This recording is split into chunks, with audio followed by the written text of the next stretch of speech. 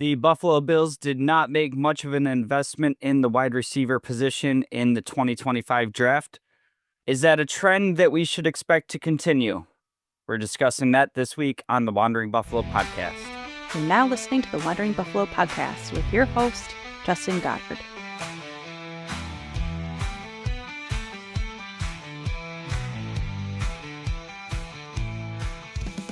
Bills Mafia, welcome into another episode of the Wandering Buffalo podcast, a show on the Buffalo Fanbase Podcast Network. My name is Justin, and I am your host.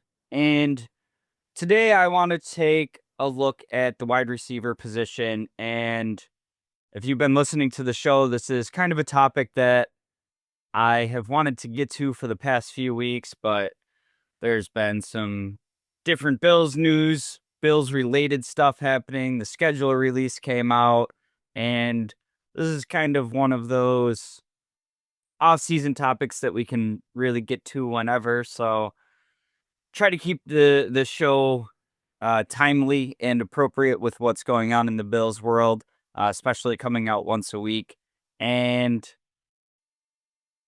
no crazy news this week. So conversation that we get to have this week, and this kind of thought process and wanting to dive a little bit more into the wide receiver position came from all of the conversations this offseason, the Brandon Beane on WGR, just a lot of fans wanting us to draft a receiver, right? A more contribute more assets to the receiver position. We'll say that because they did draft a receiver. It just wasn't until the 7th round. We added a receiver, but it wasn't the huge name, a household name. It was Joshua Palmer.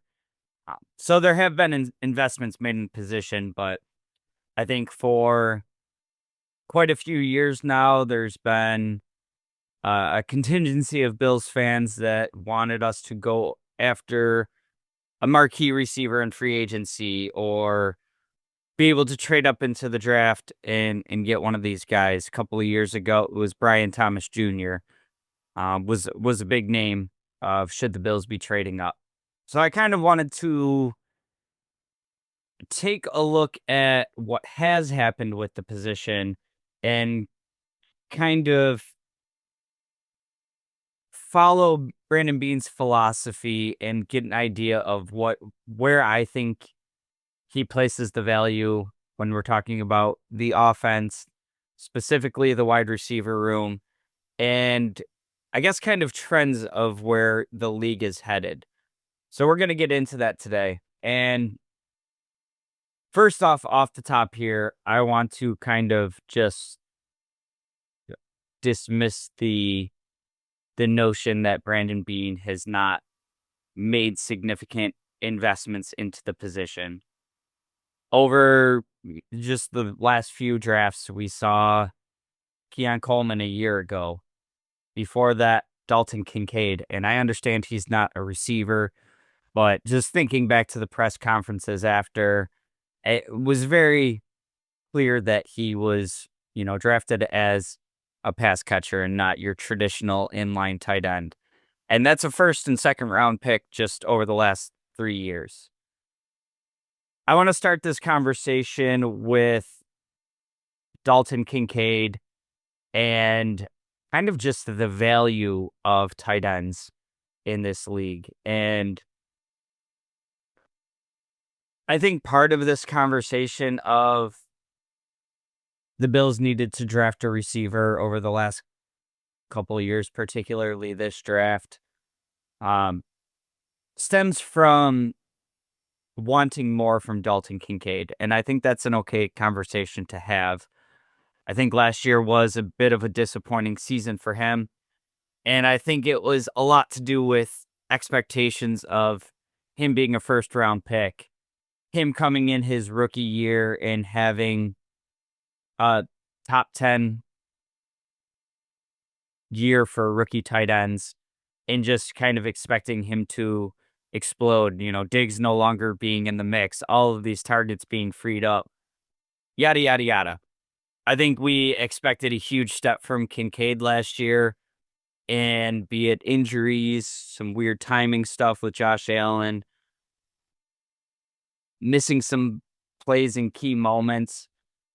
I think as a fan base, it's fair to say, and with fair reason, that we are a little bit down on Kincaid. I'm looking at this from the perspective of if he's able to stay healthy, recapture that rookie year form, and grow, of what he can mean to this team. And I'm also looking at that through the lens of he's still fairly new to football, and looking at, we talk about this all the time, all of these players that really had taken big steps in their third year under Brandon Beane. And we can look at that from a number of perspectives, but you know the list, all these players that we've had on the team that have really broken out in their third year. And I think that you can expect that to some extent with Dalton Kincaid. So then I kind of take the conversation a step further. And this is something that I've discussed many times on this show about Brandon Beane, and under Brandon Beane and Sean McDermott, the Bills have kind of been one of the teams that are a little bit ahead of the curve on some of these league trends and where things are headed. And we saw that with kind of like the too high shell on defense that pretty much everybody is doing to an extent to, really limit plays down the field. We've seen that for years with the Bills primarily running nickel and being willing to be lighter on defense and really try to limit teams in the passing game and allow some rushing yards. We see that with the defensive line, and we see it again this year. A lot of us were screaming for a one-tech defensive lineman run stuffer, and we see the Bills again. They double dipped at defensive tackle, and they still didn't take your traditional one-tech guy. And I think that we see this to an extent with the offensive side of the ball. And we see this with, having a unicorn at quarterback and still kind of leaning into a balanced attack of not throwing every down and having the run game involved. And we see it with these bigger sets when we're bringing in that 6 offensive linemen to play tight end. We see it with kind of the move to more 2 tight end sets. And I think it's going to be even a further extent, maybe 3 tight end sets this year with the addition of Jackson Hawes. And I think this is to an extent kind of a counter to league defenses being so focused on stopping the pass that the run game has become more effective again. And this even branches out to whether or not you want to pay James Cook. And personally, I go back and forth on where I land on this because I think he is a super effective weapon when teams are focused on stopping the pass so much that he can really hurt you on the ground. Now, the other side of that argument is with this offensive line and the depth to go with it, it's more about, the blocking than the running back themselves. And I can see that to an extent. But this brings me to kind of the bulk of my conversation here. And that is kind of the valuation of receivers in today's NFL, and kind of comparing that to the valuation of tight ends. And was this move drafting Kincaid kind of intentional versus giving up assets and future draft picks to go get one guy in the draft in, we'll say, a Brian Thomas, versus being able to move up a little bit, get a Dalton Kincaid, who is going to be listed as a tight end. But all the messaging coming out of the Bills organization after the draft is basically this guy's going to be a wide receiver. So I'm kind of looking at this through the lens of league trends, contract valuations, and where tight ends stack up versus the wide receivers. And this is done through the lens of teams looking to get not one but two of these marquee guys. And I'm going to use the Bengals for this example. I think the other example of this showing how it can work would be the Philadelphia Eagles, obviously paying both Devonta Smith and A.J. Brown, also paying running back Saquon Barkley. I don't know where they keep coming up with all these funds, still having a stellar defense, and coming off winning a Super Bowl. Oh, and they're paying Jalen Hurts. They're doing a lot of fun cap gymnastics, and I think Howie Roseman could kind of be the exception here. I think he's been year in and year out one of the league's best GMs, maybe the best. But constantly restocking the stable with young defensive talent and being willing to move on from defensive talent to not have to pay on that side of the ball, and it working. So looking at the top tight ends, I have the top 10, and these are all average annual value for both the tight ends and the wide receiver contract numbers. I used over the cap to get the values. So looking at your top 10 tight ends, we have George Kittle coming in, 19.1 AAV. Trey McBride, 19 million. Kelsey, 17. Hawkinson, 16.5. Mark Andrews, 14. David Njoku, 13.7. Cole Kmet, 12.5. Pat Freiermuth, 12.1. Dalton Schultz, 12 million. And Evan Ingram, 11.5. And that's your top 10 tight ends.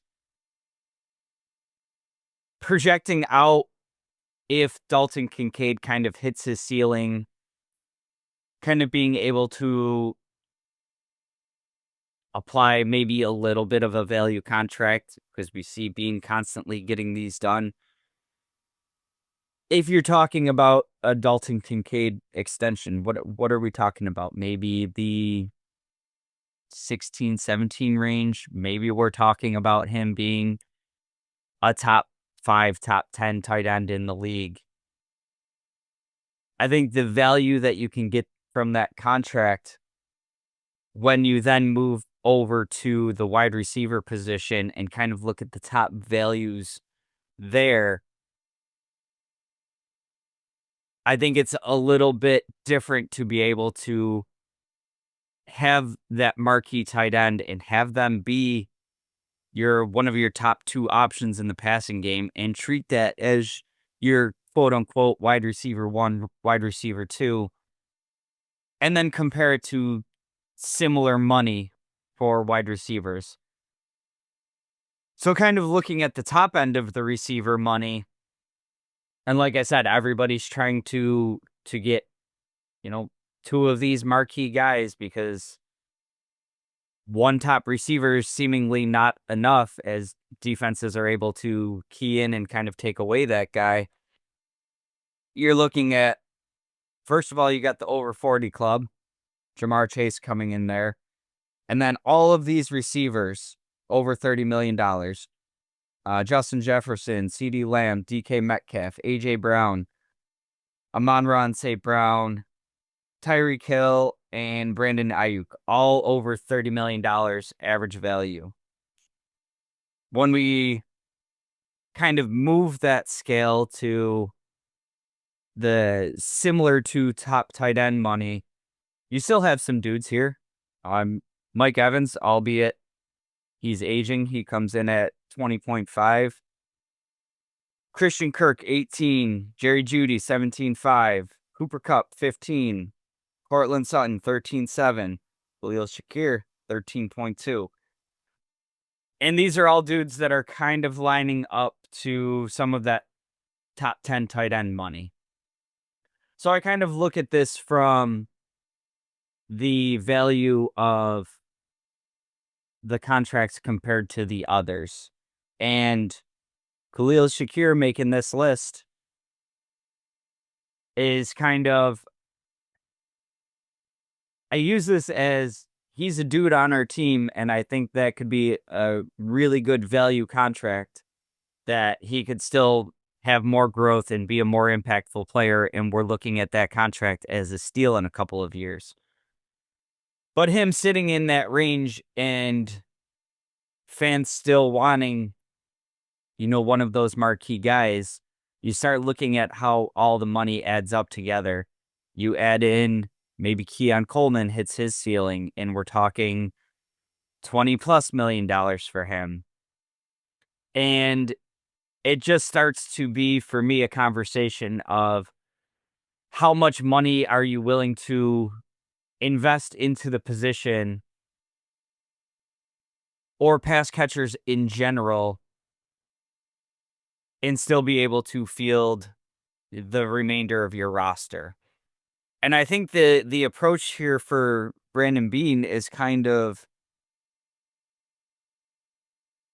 making your selection of some of these more value contracts and pairing that with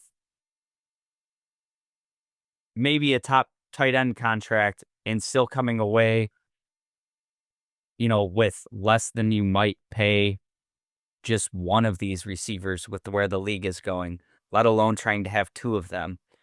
And let's slot in Dalton Kincaid, say he, is getting towards his ceiling and he hits something like, we'll call it 15 million average annual value. Other contracts coming in the meantime can affect that number. His play itself could warrant a higher number. Maybe he gets up into the 20 range. But let's say 15, combine that with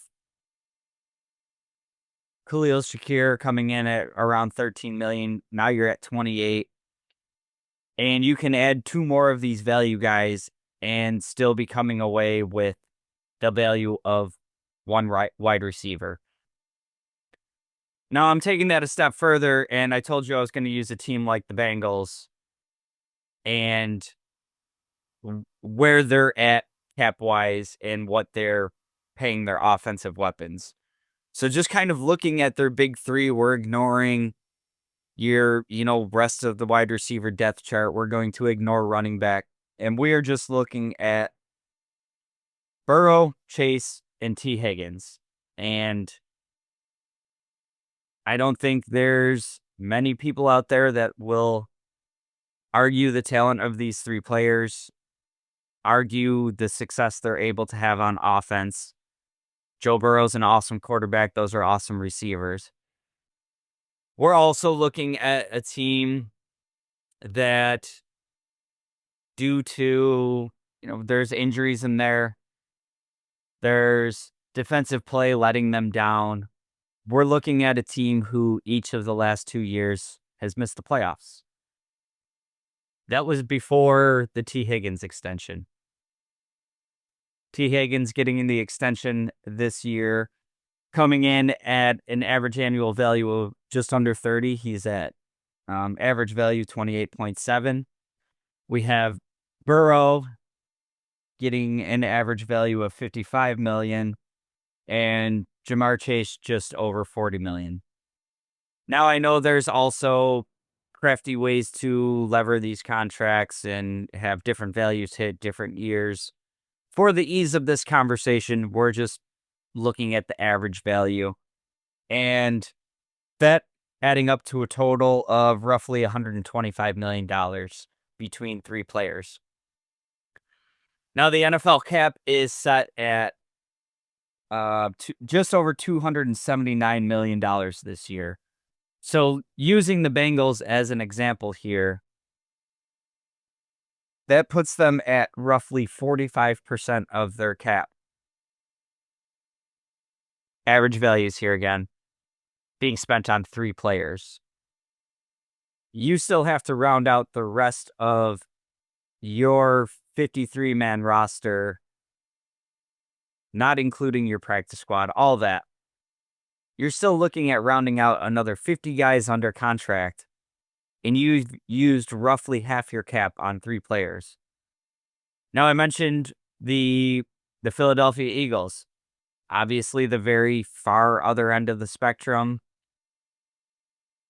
of this working for them, paying your quarterback, paying 2 receivers, paying your running back, and winning a Super Bowl. And hell, I'll be honest, if the Bills were able to make these exact same investments and you can tell me that they're going to win a Super Bowl, I will throw all of these theories out and sign me up for it to win one, and we could suck again for 10 years after that.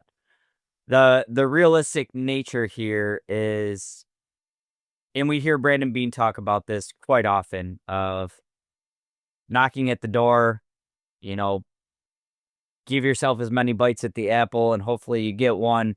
And the belief that you're staying as good as you can as long as you can, and hoping you're able to win one in that process. And that's kind of where I would fall philosophically, of being that department of being as good as you can as long as you can, and hopefully you win one. And unfortunately, at the rise of the Bills, dominance, we also have, Patrick Mahomes, Andy Reid, and the Chiefs muddying up the AFC. And that's a hump that you have to get over. But when I look at what the Bills have been able to assemble, it's not the offense that has gotten in their way of winning in these playoff games. And we've had different level of investments at the receiver position. And going back to just last year with this everybody eats philosophy, the Bills had the most efficient, most successful offense in team history.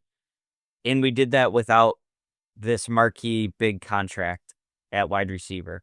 We did that, having to move on from Stefon Diggs. And yes, we brought in Amari Cooper via trade, but he was not the same player, that the name recognition would suggest, for this team.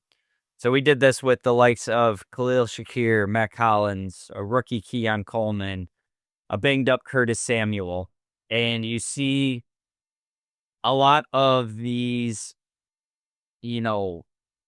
mid-level contract investments that were able to get it done offensively. I think this is the philosophy that we will continue seeing for Brandon Beane. And a step further, I think that as these wide receiver contracts keep ballooning, we're going to see teams across the league not willing to pay 2 receivers in that money. Maybe it's something more like they have a receiver that's paid and they draft a guy, and as that player comes up for a rookie extension, you let the older guy go and keep resetting the deck there. Maybe it's leaning more into the tight end. Maybe it's leaning more into the running game. I think all of these scenarios that are kind of set up here kind of speak to the conversation that I'm having with Brandon Beane and kind of being ahead of the league trends. Now, in the meantime, does that, kind of hurt the ability of the Bills to compete at that top level? Maybe. I would have loved for, a Stefon Diggs to be able to be paired with one of these standout rookies and see what happens. But we're also looking at, the personalities that come into play there. When Stefon Diggs was still on the team and Joe Brady takes over as offensive coordinator, it seems to be that, embracing this everybody eats philosophy wasn't in Diggs's plans. And we see a lot of that personality in these top wide receivers, that They want their targets. So that's a whole nother layer of the locker room, the team building philosophy, the everybody having an impact on the team and not just relying on one guy to go get you a bucket. And I think that's some of the stuff that we don't get the pleasure of being in the locker room and seeing how everything, kind of comes together. We don't see how much that kind of attitude can affect Josh Allen. When I personally want Josh Allen to be the loudest voice in the room, the unquestioned leader, none of this who made who type conversation. And in the first year that we see Josh Allen not feeling like he has to force targets to Stefon Diggs, in a year that he's not trying to legitimize the organization's efforts to make Gabe Davis a number 2 receiver. We see him with the fewest turnovers in his career by a mile. We see the most efficient offense. And we did this with a group of guys at receiver that many of us thought could use huge upgrades.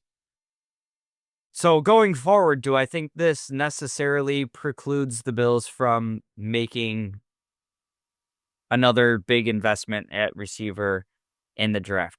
Well, I think that depends on how things shake out.